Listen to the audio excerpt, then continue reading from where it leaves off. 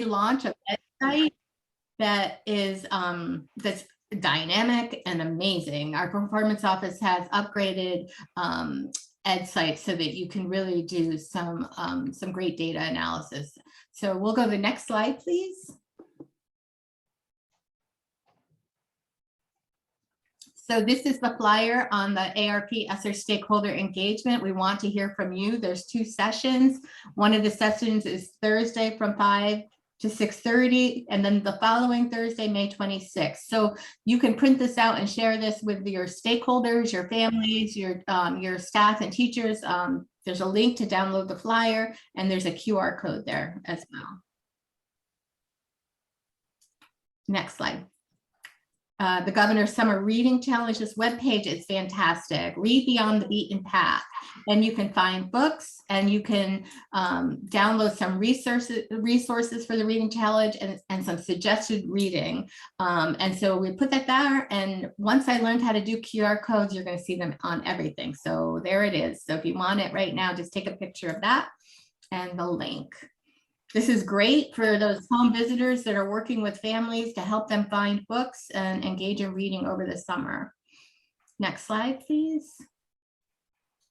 This is a fancy looking slide that is the launch of the new Ed site, and you'll see what the new page looks like when you open up Ed site. This is what it looks like on the front page. On the right, on the left, where it's yellow down in the bottom right hand corner, that's supporting student participation. That's where you find the attendance data now. It used to be a bar across the web page, but now you have to go down the bottom of the page and find it there. I've put the link there as well, and that's where you can find attendance data for the current year. Every month it's posted. Right now we're just getting ready to post April data, so you can go back and see at school level, and for every population of students, you can check out your English learners, your students with disabilities, even by category, and find out who's missing the most school and where do we pay attention for attendance strategies. Next slide, please. So this, I was so happy yesterday. I know it's the little things, right? But this is our chronic absence trend for the year.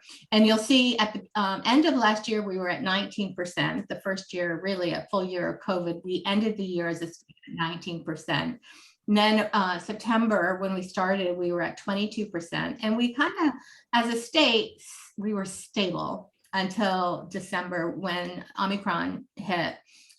December and January, we saw a huge increase in numbers of students who are chronically absent.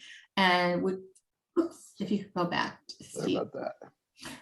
And then we saw those numbers drop in February and March, and I just saw the April data, and they dropped again in April. So the numbers of kids who are chronically absent is dropping every month. The hard work is paying off. It's slow and steady like the tortoise and the hare, but we have more kids who are coming to school and recovering. So we're not back to where we were at the beginning of the year, but if we keep this up, maybe we'll get back to that point. But the good news is we are going in the right direction. And I thank each and every one of you, because I know it's hard.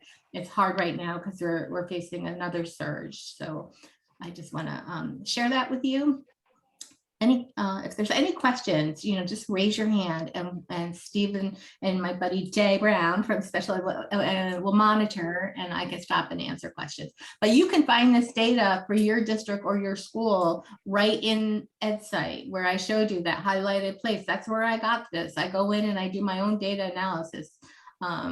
So you can download the spreadsheets. Next slide, please. And here are links to the data as well. Again, just so we track data early and often, here are the links so you can download your own data spreadsheets. Next slide, please. This is a tool that we covered in our February community of practice. And then we did a Talk Tuesday. Carly Reyes from Bridgeport and I did a Talk Tuesday, I think in March. This protocol tool is amazing. It gives you, I don't have a pointer, but it gives you all the links to where you can get your data, and you can answer these questions. What is the overall district attendance rate year to date in 21-22? How does that compare to last year, end of the year, and you can keep your notes here, and you could do this as a school attendance team. It's an easy to use, intuitive document that links right to the spreadsheets that Ajit Kapala Christian created for us. So I encourage you to download that, and you're able to use it.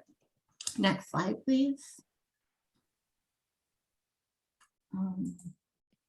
So how welcoming is your school? This is a training that's available through the School Family Community Partnership at CREC, and it's May 26th, and you can come and learn more. It's going to be a program overview and informational session. This is an amazing opportunity for walkthroughs of your school with community partners like your families, your teachers, and others to sort of do an analysis of your school and how welcoming it is. Have you ever gone to a school and not been able to find the front door, or you get to the front door and you learn? This is the kind of walkthrough where you're going to discover what others, how others feel when they come to your school, and maybe some tier 1 strategies that might be helpful for your school. Next slide, please. I'm trying to go fast because I know we have a lot going on. And from another partner, we're going to jump over to the Governor's Prevention Partnership School-Based Mentoring Showcase. School-based mentoring is a great intervention or strategy for developing those strong relationships with students. Dr. Susan Weinberger from Norwalk is the guru of mentoring, both at the state and national. She'll be the keynote speaker. It's May 26th from 12:30 to 4:30. There's going to be several workshops. It is a evidence-based intervention to have mentors for students who are chronically absent. So I encourage you to go to that and to learn about how to coordinate a program. And school, Governor's Prevention Partnership offers lots of training on that, and you'll get to hear me too, because I'm presenting on that. So it looks really good. So you can download that. Next slide, please. Okay, so this is not pretty. It's kind of hard to read, but I'm going to start getting into some of our health. We're focusing on school health and attendance today. And we have Chloe Bobrowski, as Steve Profit mentioned earlier. She's our education manager on everything school health and family engagement. And she works in our bureau, and I'm so happy to have her on our team. And we also have Ann Mead and Dan Barry here to talk about, at a local level, how they've created some innovative partnerships with their local VNA of Ridgefield. But this was in the superintendent's digest I went over at the beginning. It's a COVID-19 update for pre-K to 12 school administrators. I want to make sure that everybody has this and can access it, from teachers to home visitors, so that you can understand when you're talking to parents about, when kids should come to school, when they should stay home, what is the new guidance. I know there's confusion. I get calls from families, I get calls from schools, but there's a sample letter here that I thought was great. Sample messaging on the right-hand side from school administration to staff, student, and families. And it talks about staying home if you feel unwell. It talks about getting vaccinated, testing, and contacting the school nurse following isolation and guidance. And I just want to tell you that when I get calls from families, I got one this week that a mom said, my first grader's been out sick. She gets sick a lot. And the school is telling me I have to send her, but I know she's sick. And she says they're assuming that I'm just keeping her home, and I don't know if I'm supposed to send her to school or not. And I don't know the symptoms. I'm not, and I tell people the school nurse is your best friend. You need to call your school nurse and tell her you're concerned because your first grader gets sick a lot, and that you don't know when to send her to school and when not to send her to school, and that you see her on some video outside playing without her sweater on, and they can talk to you about what is right and what's not right and when to send her. So you have to have those partnerships with families so that they're not confused and feel like they're being, this mom felt like she didn't feel like she had a good relationship with the school, so she was going to work on that. So I want to make sure you had this. Again, you can download it with the QR code. And next slide, please. This question's this is not the prettiest slide either, but this is one of our guidance documents for districts around enrollment process and practice at a glance, an overview. And so folks, I've had the question lately, like we can't enroll the students until they have their physicals and their immunizations. We can't enroll them because then they'll be absent all that time until they get it. But I'm here to say that yes, you do enroll students if they have all of these documents, you know, their residency confirmation documents to determine their eligibility in the school to attend the school district. They don't have to have their immunization and health assessment to be enrolled in school. They are required by law to be enrolled in school, and schools are required to enroll them. And then we work on the assessment forms and immunization to get them into school as quickly as possible. Next slide, please. This is a letter. This was a big issue before COVID even hit. This is a memo that went out to superintendents from Charlene Russell Tucker back on June 6th in 2018 when she was the chief operating officer. And it encourages schools, families, and healthcare providers to work closely together to ensure school health and immunization requirements are met prior to deadlines for school exclusion. And that means that this is not just the parent and family's responsibility. There are ways that schools and communities can work together to help make access to physicals and immunizations more feasible for families and students. We have families who are coming in new to the country. We have families who are going through very stressful situations. They may have COVID, have someone with illness, it runs the gamut. And so it is not just the family's responsibility. And so with this letter, then it went out in 2018, and I've updated it with Chloe-Ann's information there because it had Stephanie Knutson, who we love and who has retired, lucky her, but I've put Chloe-Ann's information there because you can contact either myself or Chloe-Ann if you have any questions as we go through these. Next slide, please. This is the guidance. It's 2 pages. It's best practices for improving attendance for addressing school health assessments and immunizations. It talks about what schools and districts can do. Then there's a section on what school health personnel can do. And Chloe-Ann's going to focus on that. And then what community-based health providers can do. And so I don't want to spend too much time on this, but I do want to give you sort of a flavor of what schools can do. You know, you can collaborate with district and community-based pre-kindergarten programs to educate entering kindergarten families so that they know what's going to be required. Communicate expectations with families early and often. Build a community of shared ownership. School health personnel benefit when colleagues help to extend the reach of their efforts to inform and remind families. So maybe the Family Resource Center staff, or if you're a LEAP district, your LEAP home visitors are bringing information home, letting folks know where they can get these physicals and immunizations done, making the locations, working with the community to make sure the location of school-based health centers are easily accessible to families. I know in Hartford one year, they brought in a health van from the community health center and parked it right where they do their registrations. And so students were able to register and get their health assessments at the same time. And I've heard of other districts, school-based health centers. So before I go over everything Chloe-Ann's going to go over, I'm going to turn it over. I'm going to go to the next slide, make sure, and I'm going to turn it over to my colleague Chloe-Ann Bobowski for best practices for improving attendance, what school health personnel can do. Thank you. Well, thank you, Kari, and thank you, everyone. I am really, really excited to be here today.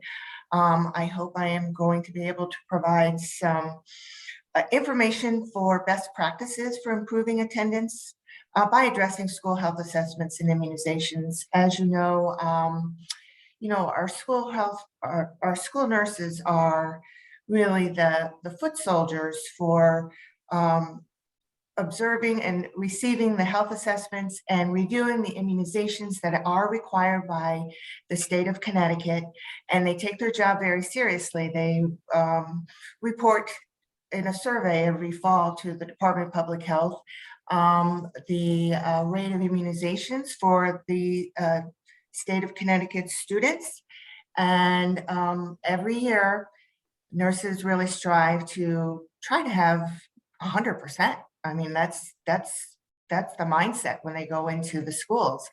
But we do know that there's difficulty for a lot of families in order to obtain these health assessments and immunizations. And we're looking at best ways to reach out to these families so that they can provide the information and we can assist them in order to get their health assessments and also provide their updated immunizations. It's very important to get the health assessments on the first day of school as best practice, because we don't know if students arrive on the school site, we don't know if they have chronic illnesses, seizure activity, or epilepsy, or asthma, or diabetes. So it's really important that we know what students are on our site so we can provide care and help the families. However, sometimes it's really hard to get all this information by the first day of school. And I think it's so important what Carrie mentioned before about the collaboration of a team.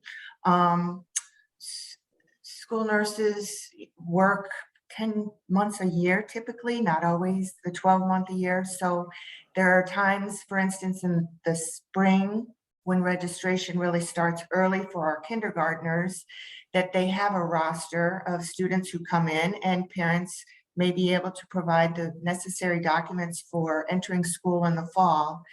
But it's important to know that there's, maybe outstanding physicals at the end of the school year after the nurses leave.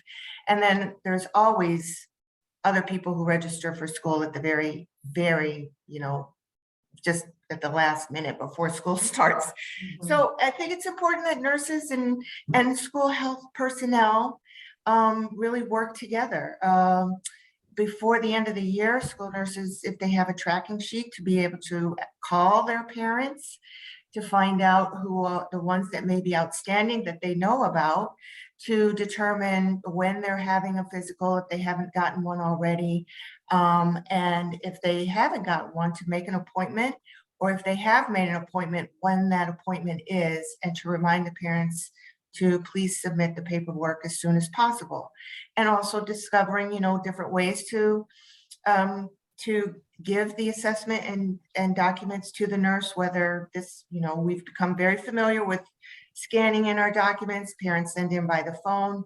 It's not, your typical snail mail anymore. So really touching base with those parents before the school nurse leaves, and being able to maybe write down, oh, they've got an appointment in July, they'll send the paperwork in, so that we have some type of record of how things are going for some of these students.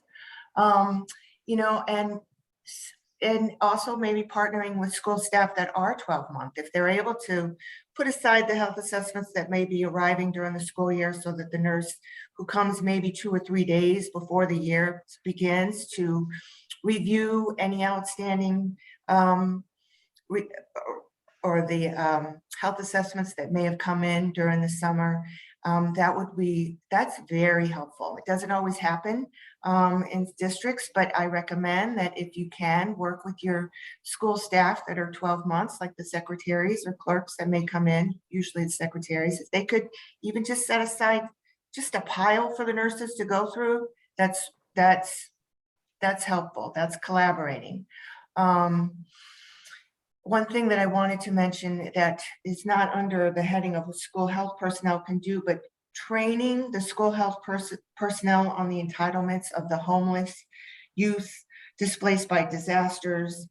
If the school nurses know who their McKinney-Vento liaisons are, I know there's an up-to-date page on our SDE website about who could work with the nurses in order to help families obtain these documents if they arrive to school.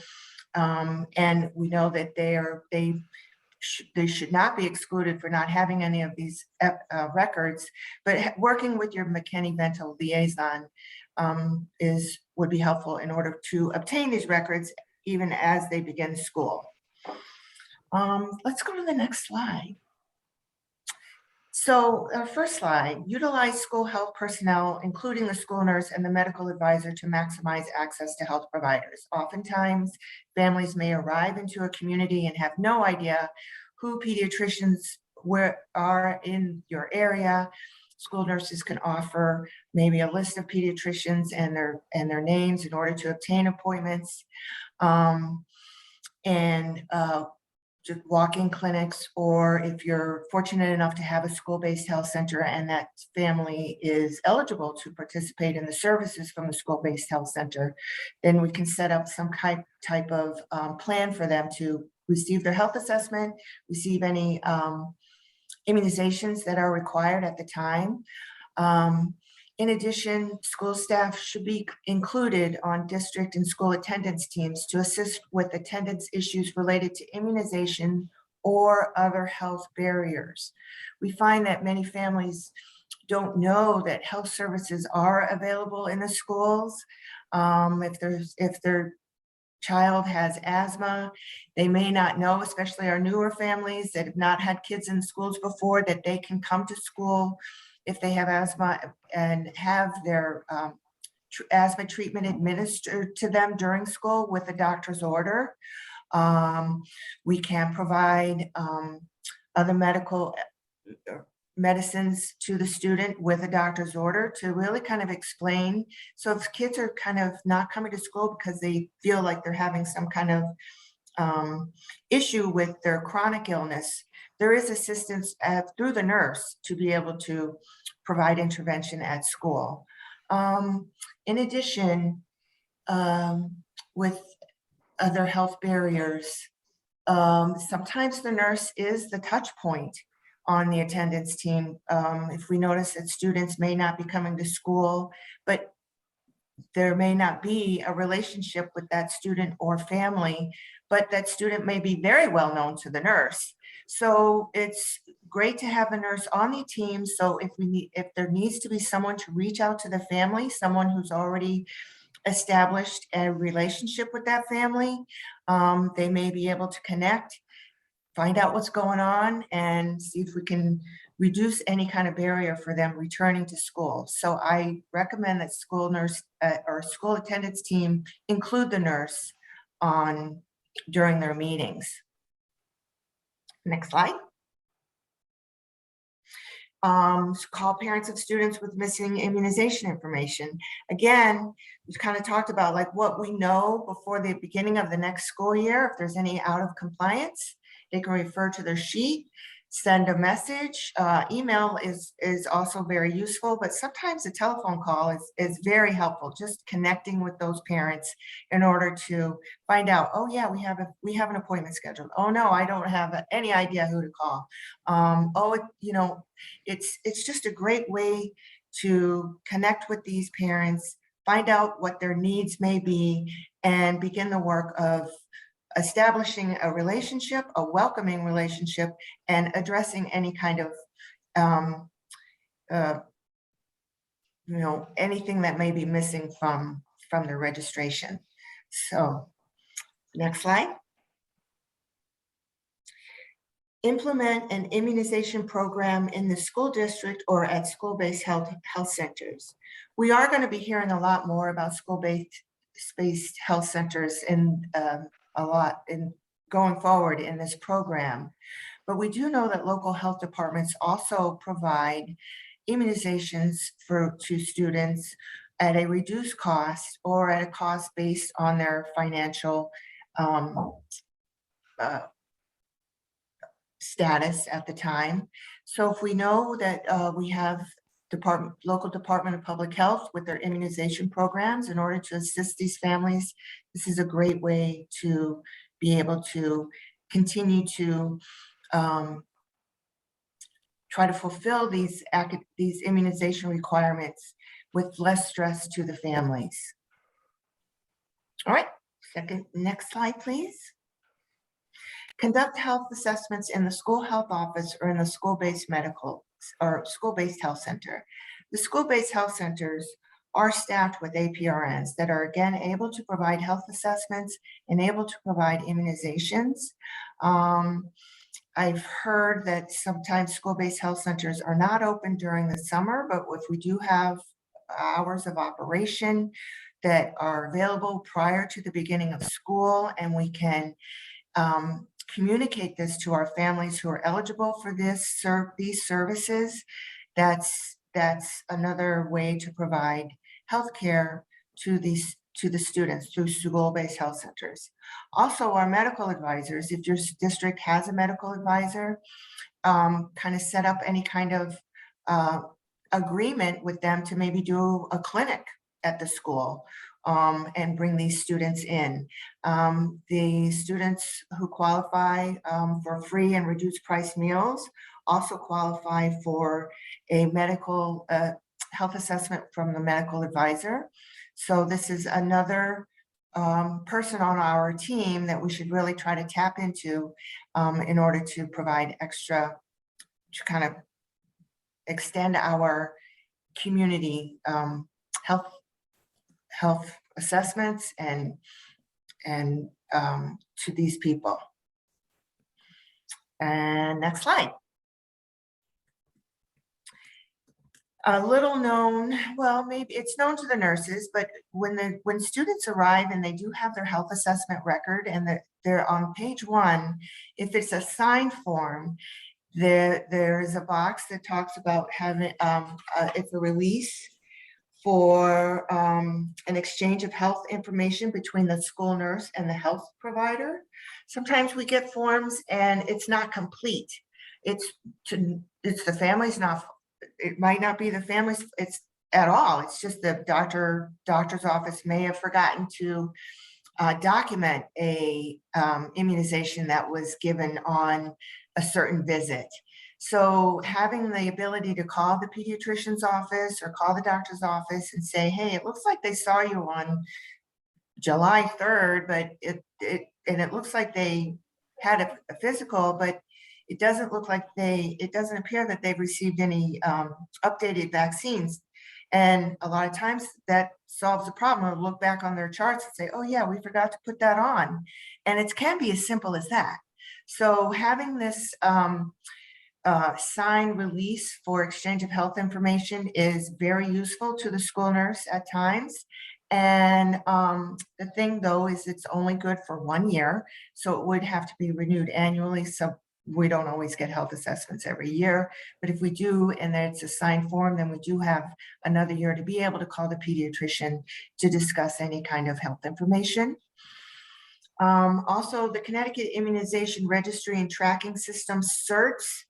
This basically is a data tool by the Department of Public Health that maintains any kind of immunizations, and assures that children remain up to date with their immunizations and that their records are available when needed.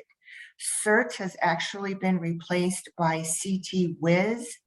CT-WIZ, children who are born in Connecticut are automatically enrolled in CT-WIZ. And again, it's a database for documenting any kind of immunizations that the child has received, and it's inputted by their medical providers. People who can access CT-WIZ are parents, the patient, the doctor or medical provider, and a school nurse on a read-only basis. So this has been very helpful for nurses to be able to obtain the immunization records with their accounts so that they can look up any immunizations that may have been left off, or if they didn't come in with a immunization document that they can reach out to. And next slide.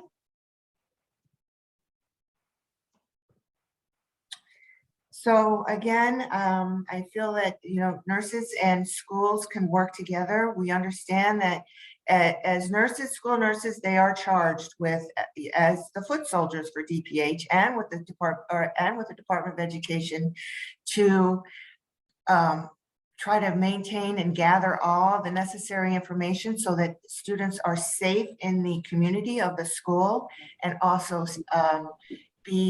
we're aware of any kind of chronic health conditions. So it's the safest thing, but we do know that having families come in that may not have these necessary documents, to look at each case individually and identify the barriers and work with these families and work with the schools and work with our partners and our liaisons in order to allow these students into school, and after identifying the barriers, finding solutions to these barriers. So again, I hope that this was helpful, and if anybody has any questions, do you want to do questions now or at the end of the?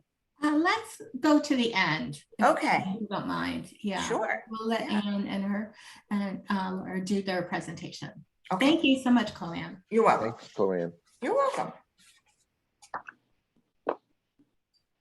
Okay, Ann, you and your colleague, you're on. Hey, Anne. Good morning. Thank you, Carrie and Steve and Chloe-Ann. That was great information to set a perfect stage here for our presentation this morning. So this morning I'm joined by Laura Schumann Cordera, who is one of the absolute wonderful people from Richfield VNA Health. And we have partnered together to solve a problem here in Danbury. And so Steve, you can go to the next slide if you'd like.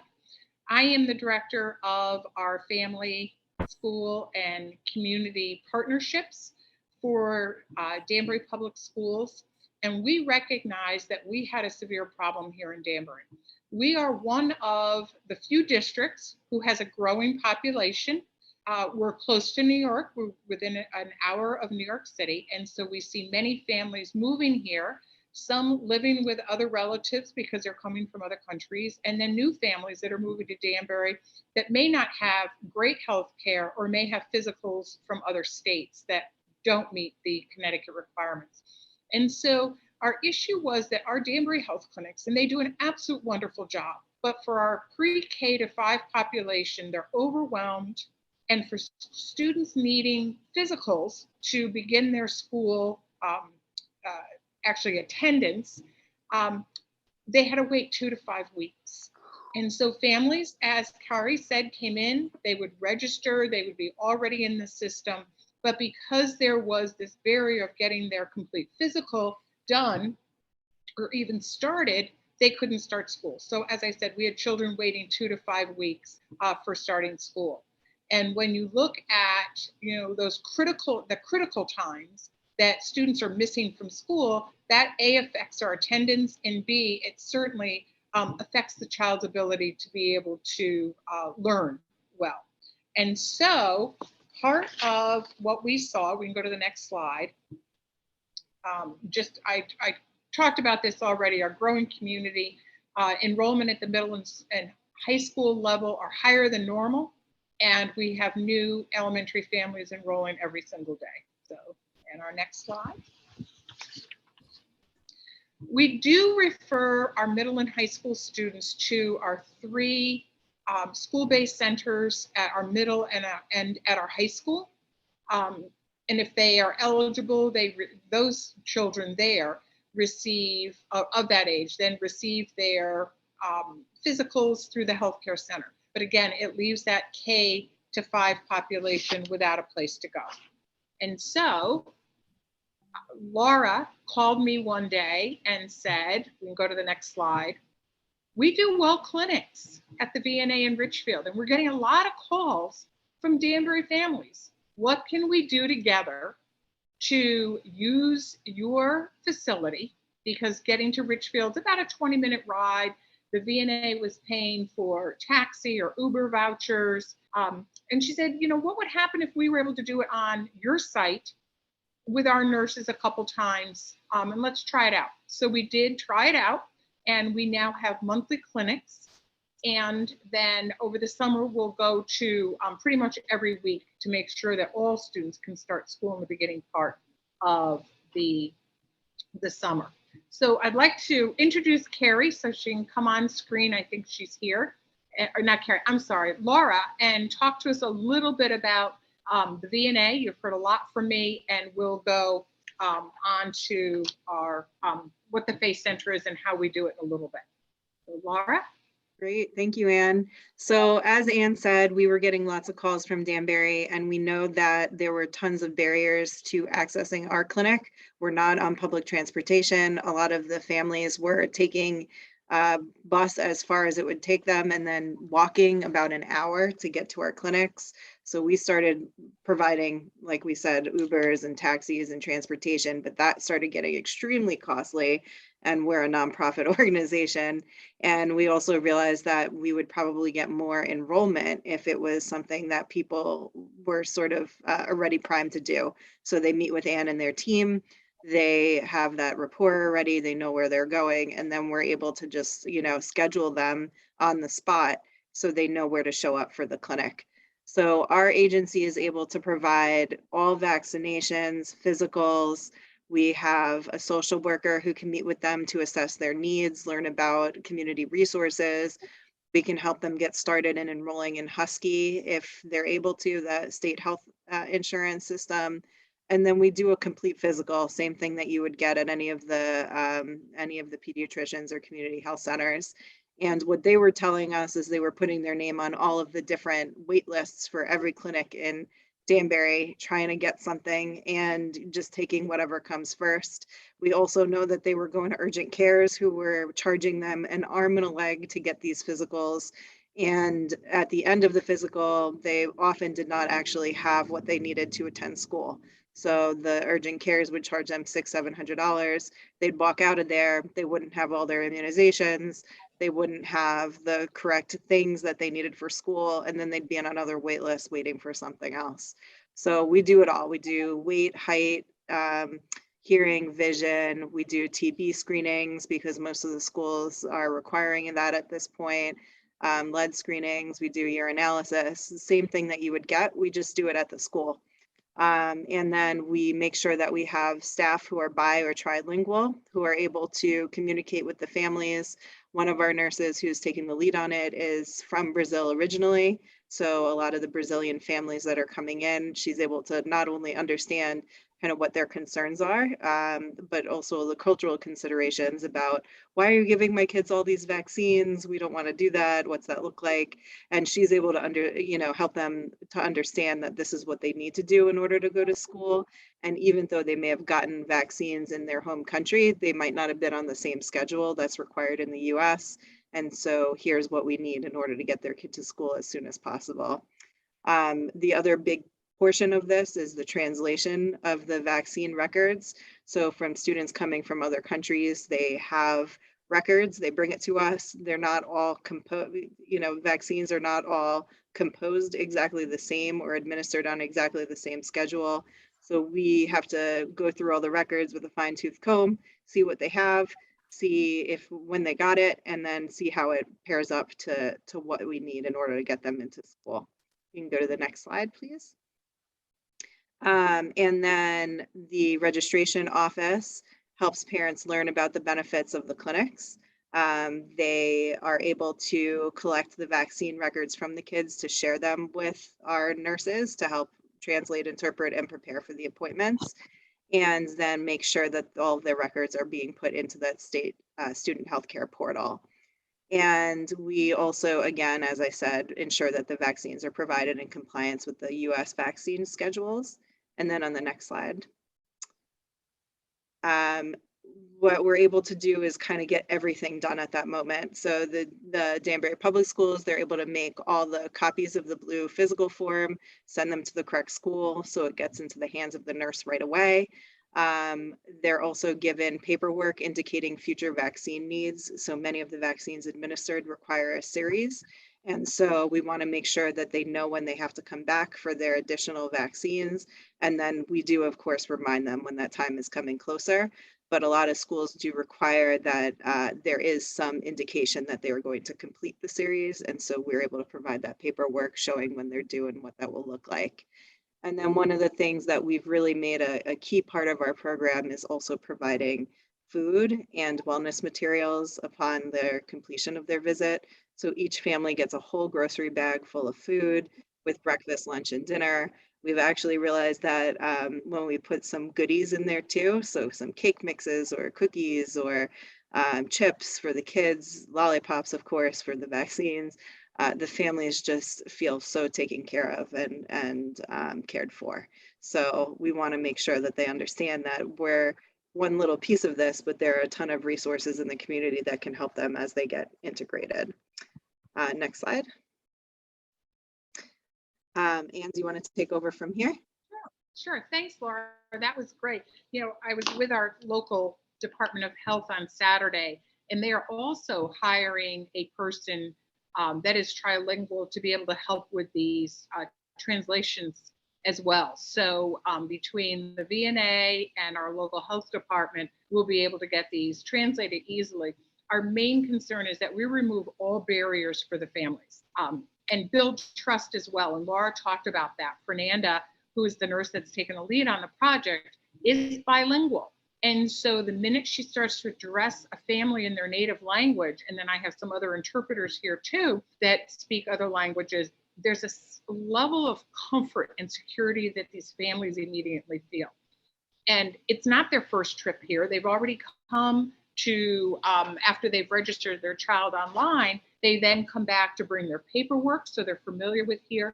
Many of the families have attended our school readiness program that's located in this building or have come to playgroups. So there's already a sense of comfort.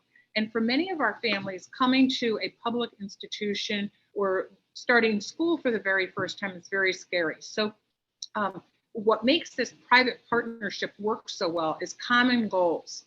And so, you know, working with the VNA, we have a common goal of removing all the barriers that families could possibly have, speaking their language, working together, making this whole process very seamless and very easy for these families. If it's cumbersome, then it just doesn't work. We also, as Laura said, you know, the food bags leave with them. They leave with paperwork from the FACE Center here of welcoming to their school, and they know what school they're going to be going to. So the work that we do is very, very family focused. And I wanted to add this very special slide in because we had three special guests on this last clinic that we had last month. One is Sophia, the comfort dog from the Richfield VNA that the students just absolutely loved. So those little ones that were coming in, and the minute they saw, you know, the finger prick or they were going to get their vaccines, you know, they became very fearful. And Sophia just did a great job. That's a picture of me in the back. And then the person from VNA, one of the dog handlers was here, Sophia's handlers. And then the two people on the left are the actual funders that help promote the clinic and also fund the clinic. And Laura, I don't know if you want to talk a little bit more about your work in making sure that those type of things happen with funding for your department of VNA. Yeah, so we are a nonprofit organization, and so we have a philanthropic arm of the organization who really works with individual donors as well as foundations and government grants to make sure that all these programs could be funded. As Anne and I mentioned earlier, we've been doing these clinics for probably over 20 years, but they've mostly been small. And they've been, there have been a lot of barriers for especially communities in need to access.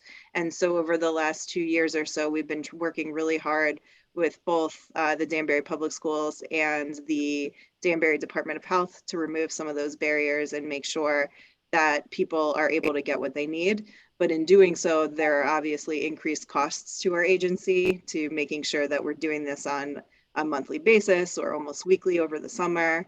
To make sure that we're doing, getting all the equipment that we need. The more students we serve, the more supplies we need, so on and so forth. And so we're always looking for funding opportunities to really help promote and meet the needs of the families. So. Thank you, Laura. And then lastly, if you'd like to go to the last slide, and I want to leave some time for questions, is Kari asked us to add some slides in about how sick is too sick to send a child to school. And it mimics the work that Chloe Ann had showed us in the very, very beginning. So I'm not going to go through those slides. I see that Steve has put these slides in the chat, so you can certainly use those. But I will say another perk that we have added this year to our schools are family liaisons. And each school has a family liaison that is bilingual, that creates that bridge between home and school. And so they spend a lot of time, helping the families understand what the clinics are that we run, as well as COVID-19 guidelines, and then the guidelines that nurses share with families about, when to send children to school and when not to, as well as that bilingual communication between the families when the nurse only speaks English. So just to put that out there, the liaisons have been really primed to the work that we do in creating that bridge between home and school. So, and our last slide again is a little bit more on Too Sick, but it mimics the one that Chloe-Ann talked about. There is a question, are the family liaisons connected to the LEAP program? Yes, I do believe that the data that we're pulling from the liaisons is being used in some of the LEAP work here in Danbury as well. Excellent. So That's a great. so turn it back to Carrie. Thank you. Laura. Thank you, Anne and Laura and Chloe-Ann. That was amazing. And the partnership in Danbury really just demonstrates how it can be done, right? We have this guidance that talks about it, but what you're saying here just puts life to it and heart to it. I love the dynamics of bilingual and, the therapy dog or support dog. I had a question. Are you also working with doing mental health services as part of your partnership? Laura, can you address that? You know a little bit more about the screenings that the social worker does. Yeah, so we do have social workers coming with us. It's a part of the program that we're hoping to grow further. And there are conversations with the Danbury Health Department on how we can incorporate that. So we started doing sort of just the basics, and as we've developed a better understanding of what the needs are, we keep growing and growing and growing to make this as comprehensive as an assessment as possible. I mean, the other thing that we're making sure that we're going to be doing moving forward is hooking up these families with a medical home. So we're not a pediatrician office. We can't see people on a day-to-day if something else comes up. So we're working with some of the federally qualified health centers to see if we can get them enrolled in their practice, especially for the uninsured families, just so they know that there's somewhere to go. Excellent. Excellent. I just would like to, we have some time if there's folks here who have questions for our presenters. Now is a great time to do that. Steve, would you mind taking the slide down so we can all see each other? Oh, sure. And then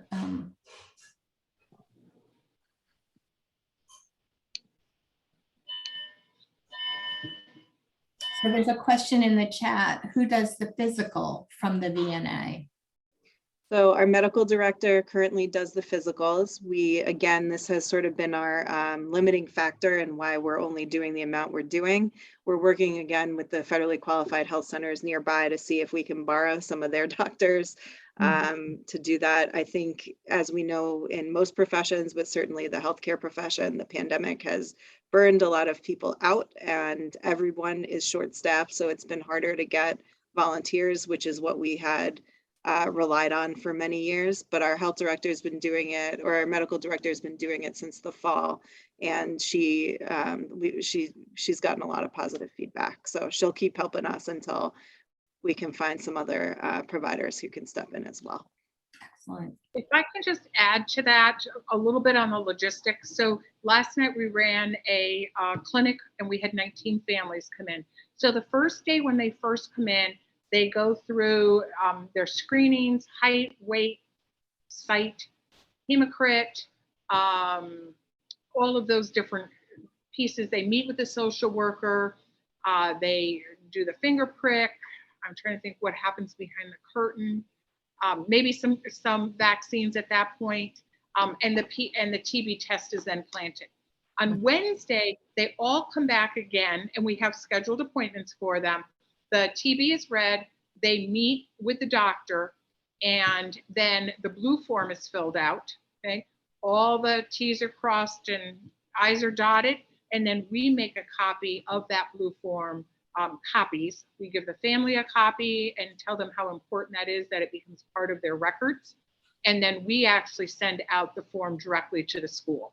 So the school has it. Again, removing that barrier of a parent that may have barely made it here, you know, had to walk here, and taking a health physical to a school might be just impossible. So we send it out through our courier system here in the school. So it's really a 2-day process in making this work and ensuring that parents come back and get that TB read. Wonderful. Any other questions? And again, you know, to Ann's point, it's been, we've found that this 2-day process works a little bit better. Originally, we would smush everything into 1 day and hope everyone would come back for their TB test to be read. And we found that if we're going to be there 2 days anyway, and people have to come back 2 days, it makes it a lot easier to not have to be giving shots all the time, and for them to be able to focus on really just the physical element when they come back the second time. So it makes it a little bit less overwhelming, particularly for kids, you know, to have so much happen in one moment. So we continue to learn and grow and adapt. Yes. And Fernanda does a great job at tracking where students are. And of course, she puts everything into the state portal as well. But she also tracks who needs to come back for, I don't know, the 3rd shot of something or whatever. So on the clinic schedule for tomorrow, I see the students that were here yesterday, plus I see some other ones that need, you know, the second hepatitis or whatever. So she tracks all of that. And then our family liaison here in our building calls the parents to remind them of their time and their date to ensure that they're going to come back. Excellent. You know, Kari, it's Jay and everyone. Hi, it's Jay. And as you know, I'm linked to the Bureau of Special Ed. And I just wanted to expand for half a second with everyone around something that Kari had mentioned to me just in the chat. For students with disabilities, you have kind of a natural